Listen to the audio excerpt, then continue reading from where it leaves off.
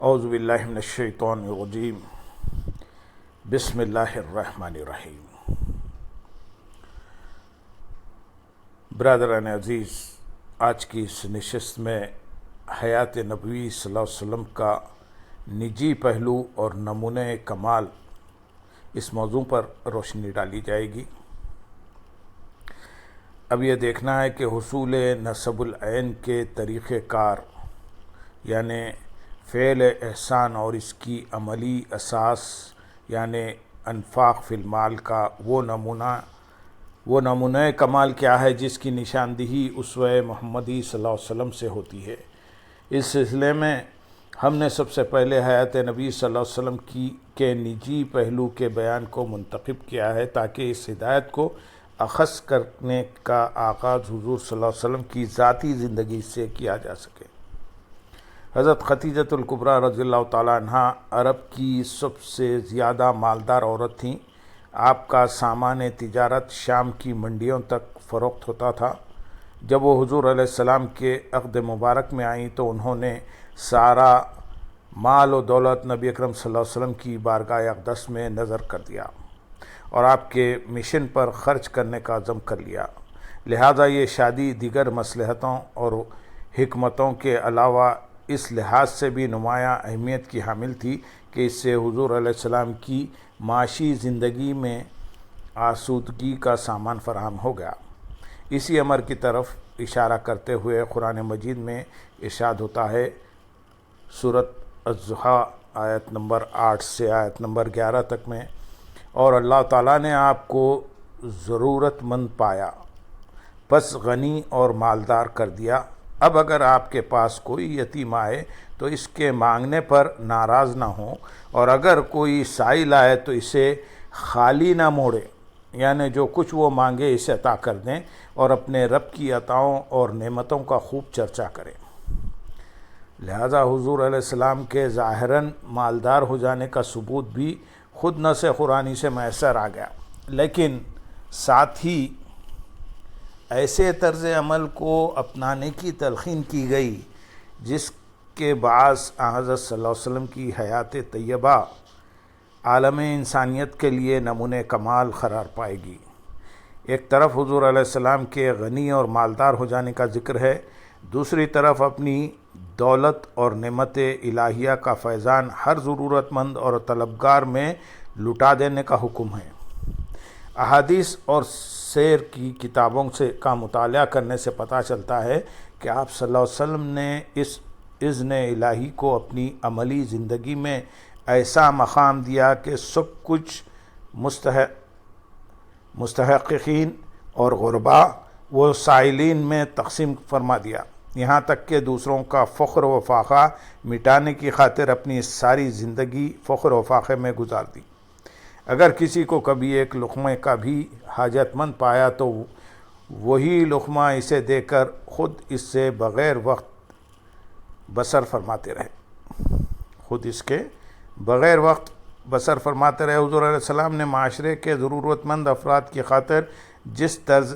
طرز کی زندگی خود بسر فرمائی، اس کی نظیر دنیا انسانیت میں ابدالآباد تک نہیں مل سکتی۔ نعمان بن بشیر بیان کرتے ہیں، سورۃ ترمذی کی حدیث ہے، اے لوگو، کیا تمہیں تمہاری ضرورت کے مطابق کھانا پینا میسر نہیں ہے؟ بے شک میں نے تمہارے نبی صلی اللہ علیہ وسلم کو دیکھا ہے، ان کے پاس اس قدر سوکھی کھجور بھی نہ ہوتی تھی جس سے آپ کا پیٹ بھر سکتا۔ حضرت عائشہ رضی اللہ تعالیٰ عنہ روایت کرتی ہیں، رسول اللہ صلی اللہ علیہ وسلم نے اپنی وفات تک کبھی متواتر 2 دن جو کی روٹی سے بھی سیر ہو کر کھانا نہیں کھایا۔ یہ حدیث امام بخاری، امام مسلم، امام ترمذی نے بیان کی ہے۔ حضرت ابو ہریرہ رضی اللہ تعالیٰ عنہ ایک دن کچھ لوگوں کے پاس سے گزرے، ان کے پاس بکری کا گوشت پکا ہوا تھا۔ انہوں نے آپ کو کھانے کی دعوت دی، لیکن آپ نے معذرت کر لی اور فرمایا میں یہ گوشت کس طرح کھاؤں؟ میرے سامنے حضور علیہ السلام کی زندگی کا نقشہ ہے۔ آپ اس دنیا سے اس حال میں رخصت ہو گئے کہ جو کی روٹی بھی پیٹ بھر کر کبھی نہ کھائی تھی۔ اس حدیث کو امام بخاری نے روایت کیا ہے۔ حضرت ابو طلحہ رضی اللہ تعالیٰ عنہ روایت کرتے ہیں، جس کو امام ترمذی نے روایت کیا ہے کہ ہم نے حضور علیہ السلام کی خدمت میں حاضر ہو کر کئی دنوں کے فاقے کا ذکر کیا، اور ہم میں سے ہر ایک نے اپنے اپنے پیٹ پر سے کپڑا ہٹا کر ایک ایک پتھر بندھا ہوا آپ صلی اللہ علیہ وسلم کو دکھایا۔ یہ دیکھ کر حضور علیہ السلام نے اپنے بطن مبارک سے کپڑا ہٹایا تو اس پر فاقے کا اثر زائل کرنے کے لیے 2 پتھر بندھے ہوئے تھے، اور اگر آپ صلی اللہ علیہ وسلم کی خدمت اقدس میں کوئی چیز پیش کی جاتی تو اسے بچا کر رکھنا مناسب نہ سمجھتے۔ حضرت انس رضی اللہ تعالیٰ عنہ روایت کرتے ہیں، نبی اکرم صلی اللہ علیہ وسلم کوئی چیز بھی صبح کے لیے بچا کر نہ رکھتے تھے۔ آپ غور فرمائیں کہ حضرت صلی اللہ علیہ وسلم کا ذاتی سرمایہ و دولت جو مکی زندگی میں بذریعہ تجارت حضور صلی اللہ علیہ وسلم نے خود کمایا تھا، جو خدیجۃ الکبریٰ رضی اللہ تعالیٰ عنہ کے اموال تجارت کی صورت میں آپ کو ملا تھا، جو مدنی زندگی میں اموال غنیمت اور اموال فے کے حصص کے طور پر آپ کو ملتا رہتا تھا، جو مدنی زندگی میں ہی کبھی کبھار خود محدود پیمانے پر کاروبار اور تجارت کے ذریعے وصول ہوتا تھا، صبح کا صبح کہاں گیا؟ اگر حضور علیہ السلام کی حیات طیبہ کے شب و روز کا بنظر غائر جائزہ لیا جائے تو یہ حقیقت کھل کر سامنے آ جاتی ہے کہ آپ نے اپنی ساری دولت معاشرے کے مستحق افراد کے معاشی تعطل کو ختم کرنے اور ان کی تخلیقی جد و جہد کو بحال کرنے پر خرچ کر دی تھی۔ یہ عمل احسان و انفاق اس درجہ کمال پر آپ کی ساری زندگی میں اس طرح جاری رہا کہ خود فخر و فاخر کی حالت کو اپنا لیا اور دوسروں کے اس سے بچانے کا سامان فراہم کر دیا۔ آئیے ذرا حضور نبی اکرم صلی اللہ علیہ وسلم کا حیات نبی صلی اللہ علیہ وسلم کا عائلی پہلو اور نمونے کمال پر روشنی ڈالیں۔ اگر کوئی شخص اپنی ذاتی زندگی ایثار و قربانی کے اس منتہائے کمال تک تو پہنچا دے، لیکن وہ اپنے اہل و عیال کی تربیت اس ڈھب سے پر نہ کر سکا ہو کہ وہ اس راستے کے مصائب و آلام کو خندہ پیشانی کے ساتھ قبول کر سکیں، تو اندرین صورت اس شخص کی عائلی زندگی اس کے مشن میں تقویت کا باعث ہونے کے بجائے قدم قدم پر اس کے لیے مشکلات کا باعث بنتی ہے۔ اس لیے ضروری ہے کہ راہ حق میں قدم رکھنے سے پہلے اپنے اہل و عیال کو بھی پیکر ایثار و احسان بنا لیا جائے، ان کی سیرت و کردار کو بھی اسی رنگ میں رنگ لیا جائے جس سے اس کی اپنی زندگی آراستہ ہے، اور ان کی فکر و نظر کے پیمانے بھی وہی مقرر کر دیے جائیں جو خود اسے نصیب ہو چکے ہیں۔ اس طرح اس کے راستے کی نہ صرف بہت سی رکاوٹیں از خود دور ہو جائیں گی بلکہ اس کی جد و جہد کو ہر گھڑی تازگی اور تقویت میسر آتی رہے گی۔ حضرت صلی اللہ علیہ وسلم کی ذات اقدس اور ان کی نجی زندگی جس قدر بلند و برتر نمونہ کمال کی حامل تھی، آپ کی عائلی زندگی بھی اسی عظمت و رفعت کے آئینہ دار تھی۔ آپ کی ازواج مطہرات اور اولاد اطہار نے ایثار و انفاق کی روش کو اپنی حقیقی زندگی کے طور پر اس طرح قبول کر لیا تھا کہ ان کے شب و روز کا عالم بھی حضور علیہ السلام ہی کی طرح فخر و فاخر کا مظہر بن گیا تھا۔ حضرت عبد الرحمن بن عوف رضی اللہ تعالیٰ عنہ کے سامنے ایک مرتبہ گوشت اور روٹی پر مشتمل کھانا رکھا گیا تو وہ رو پڑے اور فرمانے لگے، صحیح بخاری کی حدیث ہے یہ، حضور علیہ السلام دنیا سے اس حال میں رخصت ہوئے کہ آپ اور آپ کے اہل و عیال نے کبھی بھی جو کی روکھی روٹی سے سیر ہو کر کھانا نہ کھایا تھا۔ اللہم صلی علی سیدنا محمد وعلی آل سیدنا محمد وبارک وسلم۔ حضرت عائشہ رضی اللہ تعالیٰ عنہ کی اس روایت سے اس حقیقت کی تائید ہوتی ہے۔ آل نبی صلی اللہ علیہ وسلم نے حضور علیہ السلام کی وفات تک جو کی روٹی سے بھی مسلسل 2 دن سیر ہو کر کھانا نہیں کھایا۔ یہ حدیث متفق علیہ ہے۔ حضرت عائشہ رضی اللہ تعالیٰ عنہ سے ہی روایت ہے جس کو امام ترمذی نے روایت کیا ہے، اہل بیت نبی صلی اللہ علیہ وسلم پر بعض اوقات ایک ایک مہینہ گزر جاتا مگر حضور علیہ السلام کے گھروں میں سے کسی ایک گھر میں بھی دھواں اٹھتا دکھائی نہ دیتا تھا۔ اللہم صلی علی سیدنا محمد وعلی آل سیدنا محمد مبارک وسلم۔ اسی حالت کا تذکرہ ایک اور حدیث میں اس طرح ملتا ہے، ہم اہل بیت نبی صلی اللہ علیہ وسلم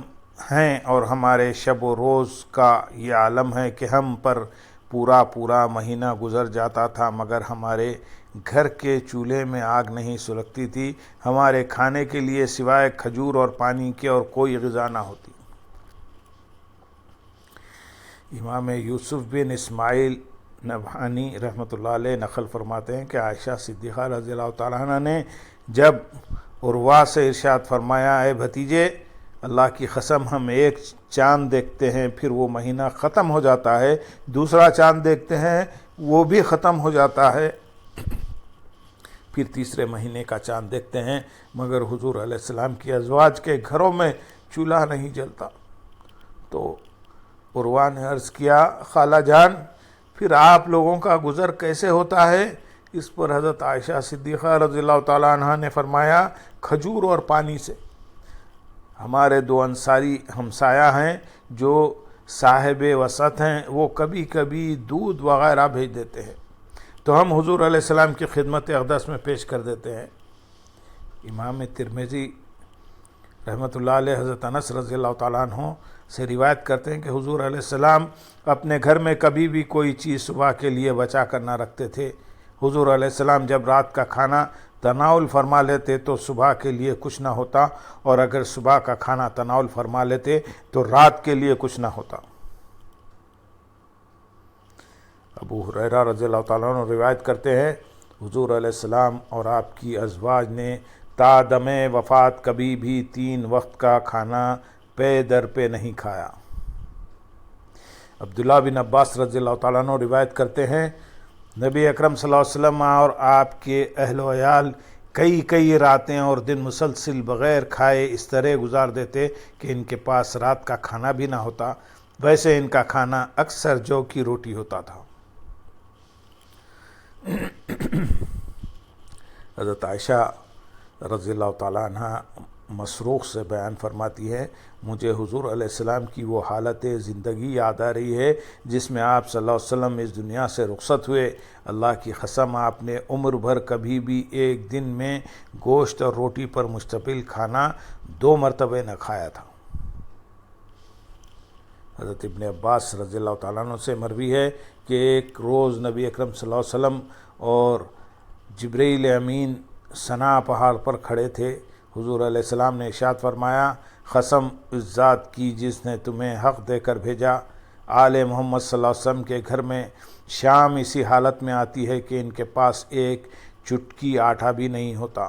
آپ کا یہ کلام اس سے بھی زیادہ صاف سنائی دیا جیسے آسمان سے کسی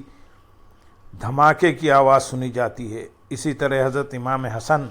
رضی اللہ تعالیٰ عنہ فرماتے ہیں کہ آل محمد صلی اللہ علیہ وسلم کے گھر میں ایک سا کھانے نے بھی کبھی شام نہیں گزاری۔ حضرت انس رضی اللہ تعالیٰ عنہ روایت کرتے ہیں، رسول اللہ صلی اللہ علیہ وسلم نے فرمایا، قسم ہے اللہ کے راستے میں جتنا میں ڈرایا گیا ہوں اتنا کسی کو بھی نہیں ڈرایا گیا، اور قسم ہے اللہ کے راستے میں جتنا مجھے دکھ دیا گیا ہے اتنا کسی کو نہیں دیا گیا، اور قسم ہے مجھ پر 30 دن رات ایسے گزر جاتے تھے کہ میرے اور بلال کے لیے اتنا کھانا بھی نہ ہوتا تھا جو کسی بھی جاندار کے کھانے کے لیے ہو، بجز اس کے جو کچھ بلال کی بغل میں کبھی کبھی چھپا ہوتا۔ فخر محمدی صلی اللہ علیہ وسلم اضطراری نہیں اختیاری تھا۔ احادیث و اقوال صحابہ سے اس امر کا بخوبی علم ہو گیا کہ حضرت صلی اللہ علیہ وسلم کی نجی اور عائلی زندگی کا عالم کیا تھا۔ حضور علیہ السلام کی فخر و فاخہ پر مبنی اس زندگی کا نقشہ دیکھ کر کوئی شخص یہ گمان نہ کرے کہ یہ حالت اضطراری تھی۔ آپ صلی اللہ علیہ وسلم مجبور و بے بس تھے، آپ کو اپنے اور اپنے اہل و عیال کے لیے کھانے کو کچھ میسر ہی نہ تھا،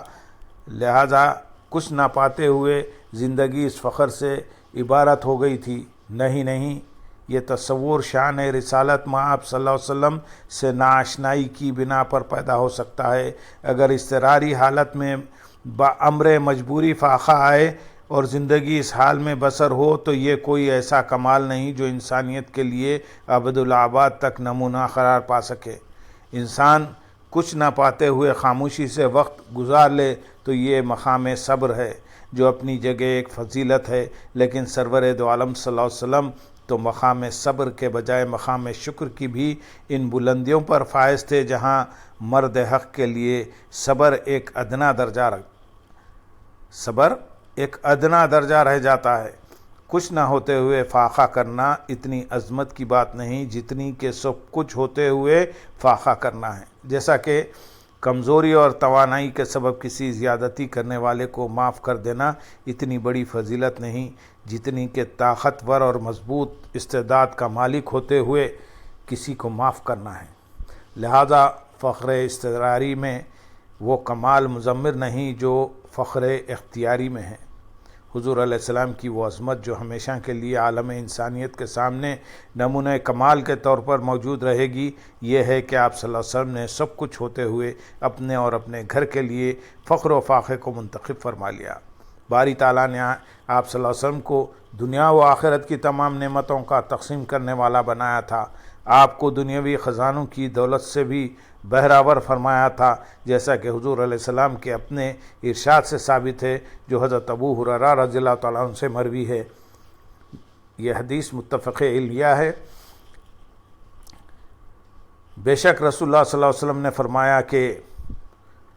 میں تمام کلاموں کی جامعیت کے ساتھ مبعوث کیا گیا ہوں۔ میری مدد رعب اور دبدبہ و جلال سے کی گئی ہے، اور میں نے حالت خواب میں دیکھا کہ میرے پاس زمین کے تمام خزانوں کی چابیاں لائی گئی اور میرے ہاتھ میں دے دی گئی۔ اس امر میں کوئی شک نہیں کہ انبیاء علیہ السلام کے خواب وحی الہی اور زندہ حقیقت ہوتے ہیں، اس لیے آپ کو دنیا کے تمام خزانوں اور نعمتوں کی تملیک و تقسیم کا شرف بھی الحقیقت عطا کیا گیا تھا، نہ کہ محض بشارت۔ یہی وجہ تھی کہ آپ کو بلا تخصیص یہ حکم بھی دیا گیا،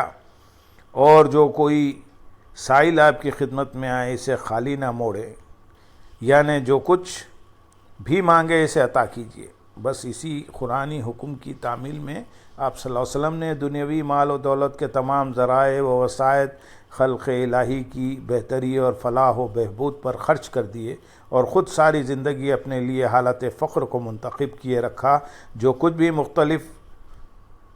وسائل سے آپ صلی اللہ علیہ وسلم کو میسر آتا بجائے اپنے اوپر خرچ کرنے کے معاشرے کے دیگر افراد پر خرچ فرما دیتے۔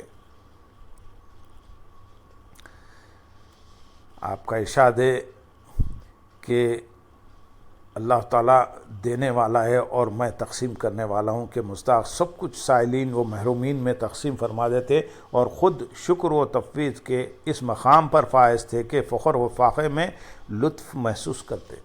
ظاہراً و باطناً کسی لحاظ سے بھی آپ صلی اللہ علیہ وسلم مجبور، بے بس اور تنگ دست نہ رہے تھے، کیونکہ آپ کی غنا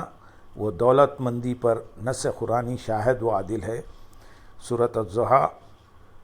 ارشاد ہے، اور اس نے آپ صلی اللہ علیہ وسلم کو ابتدا میں ضرورت مند پایا، پس اس نے آپ کو غنی اور مالدار کر دیا۔ قرآن جس کی غنا اور دولت مندی کی شہادت دے، اس ہستی کے گھر میں 3 ماہ تک آگ کا نہ جلنا نمونہ کمال کا نقطہ آخری نہیں تو اور کیا ہے۔ اس حقیقت کی عملی تائید حضور علیہ السلام کے اس معاشرتی طرز عمل سے ہوتی ہے جس کا تذکرہ احادیث میں کثرت کے ساتھ ملتا ہے۔ سامعین، اس کا تسلسل ہم انشاءاللہ اگلی نشست میں کریں گے۔ آج کی نشست کو ہم یہیں اختتام کو پہنچاتے ہیں۔ وآخر دعوانا الحمدللہ رب العالمین۔